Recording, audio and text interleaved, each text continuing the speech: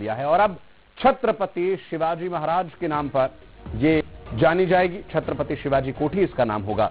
लगभग 204 साल पहले इस कोठी का निर्माण हुआ था और बताया जा रहा है कि 1857 की क्रांति में रेजिडेंसी कोठी में बगावत हुई थी और इस बगावत का जो असर है वो ये कि आज हम एक स्वतंत्र राष्ट्र में रहते हैं और ऐसी कई छोटी छोटी बगावत और कोशिशों से मुल्क को आजादी मिली, जिसमें एक बड़ी भूमिका जो रेजिडेंसी कोठी अब तक रही वहां से भी निभाई गई। हालांकि अब ये रेजिडेंसी कोठी नहीं, अब ये छत्रपति शिवाजी कोठी के नाम से जाना जाएगा। मेरिन काउंसिल की तरफ से ये निर्णय लिया गया है।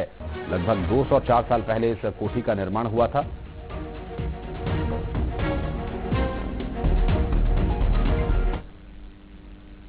और अब नाम बदलने पर सियासत भी तेज हो गई है। कांग्रेस ने रेजिडेंसी कोठी का नाम अहिल्याबाई होलकर के नाम पर रखे जाने की मांग की है और वहीं कांग्रेस ने आरोप ये लगाया कि महाराष्ट्र चुनाव में वोट बैंक हासिल करने के लिए छत्रपति शिवाजी के नाम का इस्तेमाल हो रहा है और उनके नाम का रेजिडेंसी कोठी इस्तेमाल कर Bharatiya Janata party vote bank की राजनीति कर रही है और नाम बदला जाए और उस पर सियासत न हो, ऐसा तो अब तक हुआ नहीं है। और एक बार फिर यहां रेजिडेंसी कोठी का नाम छत्रपति शिवाजी महाराज के नाम पर रखे जाने से सियासत फिर से शुरू हो गई। बात करेंगे हमारे सहयोगी मिथिलेश गुप्ता इस वक्त हमारे साथ मौजूद हैं। मिथिलेश, दो विषय है, एक तो रेजिडेंसी कोठी का नाम बदला गया, वो किन परिस्थितियों में बदला गया, और दूसरे इस पर सियासत भी शुरू हो गई है जिस तरह से किसी भी जगह के नाम बदलने को लेकर अमूमन देखी जाती है। देखिए, अगर इंदौर की बात की जाए तो सिर्फ रेजिडेंसी कोठी नहीं, कई सारे ऐसे बगीचे हैं और रोड के फ्लाईओवर हैं या चौराहे हैं जिनके नामकरण को लेकर इस एमआईसी बैठक में चर्चा होनी थी और उस प्रस्ताव पर मुहर लगनी थी। और देखिए, नगर निगम की जो मेयर इन काउंसिल है उस बैठक में एक बड़ा निर्णय लिया गया, खासतौर पर रेसिडेंसी कोठी है, अब रेसिडेंसी कोठी पहचान नहीं होगी, क्योंकि रेसिडेंसी कोठी नाम जो है वो अंग्रेजी हुकूमत के शासनकाल की उस वक्त जो अंग्रेजों ने भारत पर अत्याचार किया वो सबकी याद दिलाती है और इसी चीज को देखते हुए अब नाम बदल दिया गया है और नाम जो है छत्रपति शिवाजी कोठी के नाम से रखने का फैसला लिया गया और बहुत जल्द वहां पर एक बड़ा बोर्ड लग जाएगा जिसे छत्रपति शिवाजी कोठी के नाम से लोग पहचानेंगे। शिवाजी वाटिका के नाम से जो रेसिडेंसी कोठी के अंदर जो पूरा एक बड़ा उद्यान बना हुआ है उसे शिवाजी वाटिका के नाम 1857 में अंग्रेजों के खिलाफ वो रेसिडेंसी कोठी से शुरू हुई थी। सादत रेसिडेंसी कोठी का नाम बदल चुका और देखिए ये बिल्कुल है कि अगर नाम बदले इससे सियासत ना होती, ऐसा होना ही संभव ही नहीं है।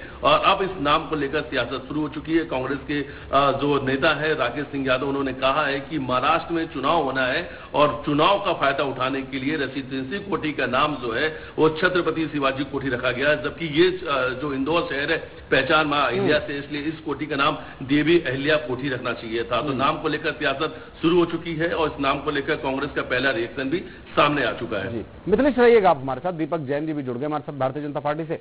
दीपक जी, ये नाम छत्रपति शिवाजी कोठी होने के बजाय अहिल्याबाई होलकर के नाम पर होना चाहिए था, कांग्रेस की ऐसी मांग। आप लोग वोट बैंक की राजनीति कर रहे हैं, ऐसा भी आरोप लगा रहे हैं कांग्रेस जी? देखिए, सभी महापुरुष हमारे लिए आदर्श हैं और उन्हीं आदर्शों पर चलते हुए माननीय प्रधानमंत्री श्री नरेंद्र मोदी जी ने अपने संबोधन में भी एक बार कहा था कि हम हर उस गुलामी को मिटाना चाहते हैं जो अंग्रेजों से जुड़ी है, जो गुलामी का प्रतीक है। और इसी बात का अनुसरण करते हुए इंदौर नगर पालिक निगम एवं महापौर पुष्यमित्र भार्गव जी और सभी एमआईसी सदस्यों ने रेसिडेंसी कोठी का नाम बदलकर भारतीय संस्कृति, विरासत और मूल्यों के आधार पर छत्रपति शिवाजी कोठी रखने का निर्णय लिया है। और इसके पूर्व भी रेसिडेंसी एरिया का नाम बदल करके महाराजा बख्तावर रामनगर क्षेत्र किया गया है। तो हमें इस बात का एहसास हो, हमारे आने वाली पीढ़ी को इस बात का एहसास हो कि जिन महापुरुषों के नाम से कोई भवन या कोठी या मार्ग किया जाता है तो उनके जीवन चरित्र को जानने का भी हमारी युवा पीढ़ी प्रयास करेगी। और कांग्रेस के ये अनर्गल बयान है, कांग्रेस ने हमेशा गुलामी के जितने प्रतीक हैं उनको सिर्फ बढ़ाने का काम किया है, उन पर चलने का काम किया है बजाय उनको मिटाने के। लेकिन दीपक जी, चूंकि इंदौर जो शहर है या जो इंदौर पूरा क्षेत्र है ये अहिल्याबाई की धरती कहा जाता है, तो इसमें तो गुलामी का नाम बढ़ाने या उसका चिन्ह बढ़ाने का तो कोई विषय नहीं है। लेकिन कांग्रेस मांग कर रही है कि ये तो अहिल्याबाई जी के नाम पर होना चाहिए था, छत्रपति शिवाजी का नाम रखने से ये महाराष्ट्र के वोटर्स को प्रभावित करना चाहते हैं।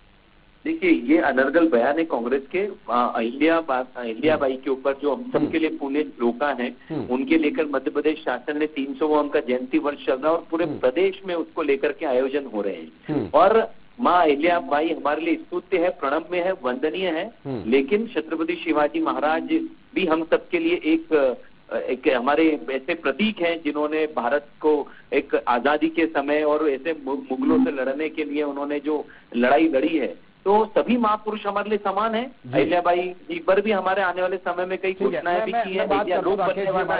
महेश्वर में राकेश जी हमारे साथ जुड़ गए कांग्रेस पार्टी से, उनसे भी बात कर लेते हैं, एक रिएक्शन उनका भी ले लेते हैं। राकेश जी, बहुत स्वागत है न्यूज 18 पर। दीपक जी हमारे साथ बीजेपी से जुड़े हुए हैं।